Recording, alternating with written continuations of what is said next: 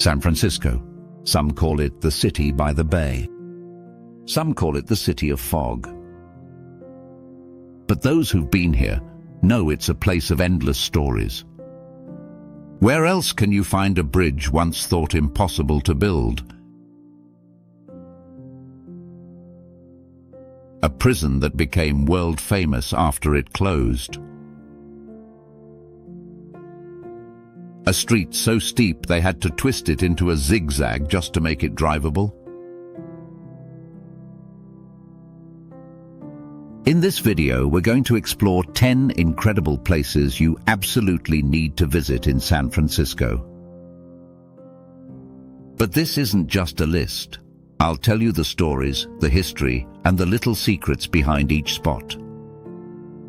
You'll learn things most tourists never hear. And stick around until the very end, because the #1 spot on this list is a place almost everyone skips. But once you discover it, you'll wonder how you missed it. Let's begin. Golden Gate Bridge.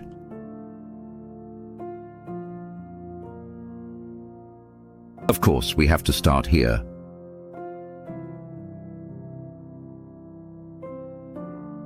But trust me, there's more to this bridge than the Instagram shots.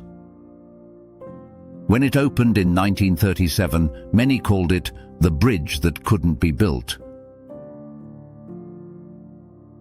The currents in the Golden Gate Strait were too strong, the winds too fierce. But Chief Engineer Joseph Strauss and his team made it happen, with innovations that inspired engineers around the world. And that famous orange color? It was originally the color of the primer. But the architect and locals loved how it stood out in the fog, so they kept it. Today you can walk or bike across, or view it from Battery Spencer, Crissy Field, or Fort Point below. And if you've ever walked the full bridge, comment Golden Gate Glow. I'd love to hear your story. Alcatraz Island. Next we head to Alcatraz, a place of myths and mystery. Before it became a federal prison in 1934, Alcatraz served as a military fort, and later a military prison. It also holds deep importance for Native American activists who occupied the island in 1969 in protest. The prison itself was home to some of America's most notorious criminals, like Al Capone and Robert Stroud, the Birdman of Alcatraz. But did you know? No inmate ever officially escaped. 3 men famously broke out in 1962 and vanished. Their bodies were never found. Pier 39. Yes, Pier 39 is touristy, but there's good reason for that. This waterfront district was once a hub for Italian immigrant fishermen in the late 1800s. Many families still operate fishing businesses here today. You can sample fresh Dungeness crab, watch sourdough being made, and, of course, visit the famous sea lions at Pier 39. Fun fact, the sea lions only started arriving after the 1989 earthquake. At first, marina officials tried to move them. But the sea lions won, and now they're permanent residents. Sometimes you just have to embrace the tourist vibe and enjoy it. Chinatown. San Francisco's Chinatown is the oldest and one of the largest in North America, founded in 1848. It has survived earthquakes and urban development, always adapting and thriving. Walking through its lantern-strung streets is like stepping into another world. You'll find herbal medicine shops, hidden temples, and some of the best dim sum in the city. Here's an interesting fact: fortune cookies. They were popularized right here in San Francisco, not in China. If you've tried a dish here that everyone should know about, share it in the comments. I'm always looking for new recommendations. Palace of Fine Arts.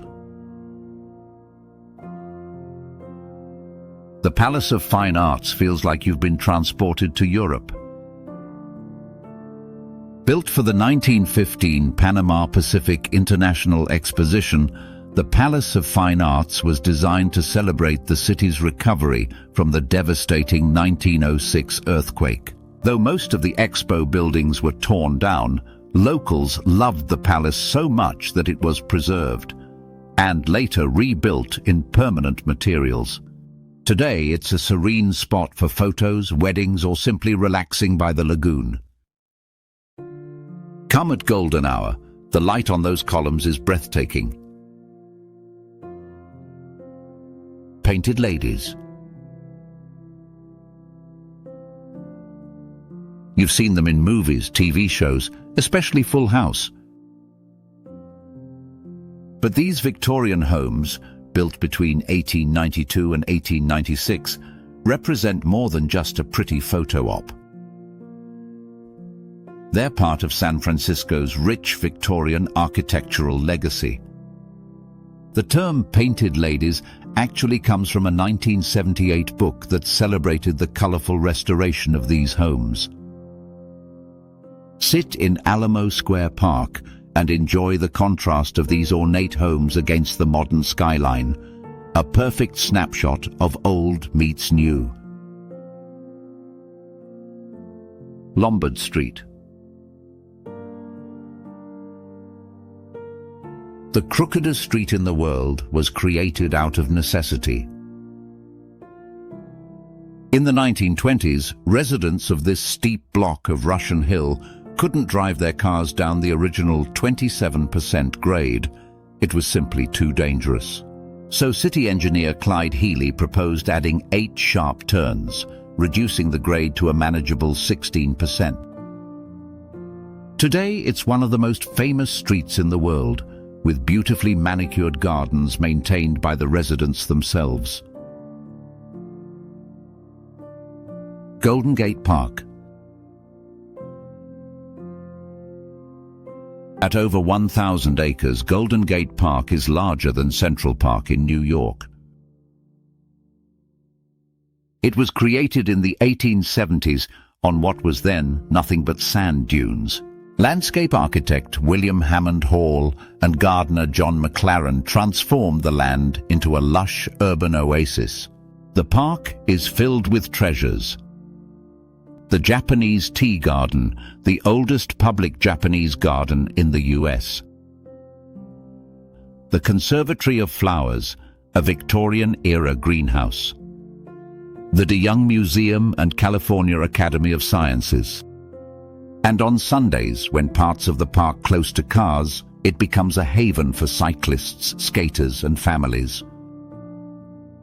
If you're planning to explore the park, comment Park Explorer below. Coit Tower. Coit Tower was built in 1933 with funds from Lily Hitchcock Coit, a wealthy socialite and honorary firefighter who loved the city. Inside the tower, you'll find murals painted as part of the New Deal, scenes of Depression-era life in California. But the climb up Telegraph Hill is an adventure in itself, winding staircases through lush gardens. And listen closely.